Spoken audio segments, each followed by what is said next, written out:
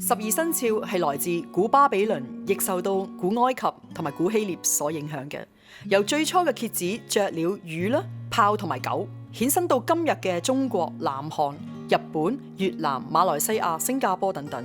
而家就由阿 Kim 帶大家穿越時空，去睇下大家喺2017年嘅運程同埋錦囊嘅。就如愛因斯坦嘅名句啊，空間同埋時間並唔係宇宙嘅容器。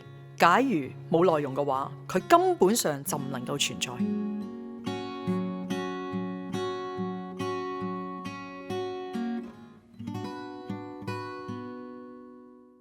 屬馬嘅朋友啊，你喺2017年咧，你嘅人緣一如既往啊，一樣係咁好嘅。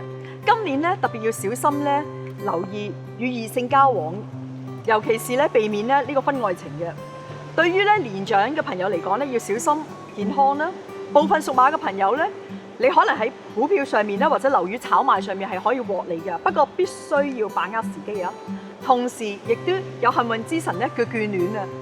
不過春風得意馬蹄疾，旁人看得心裏痕，所以行事咧最緊要低調。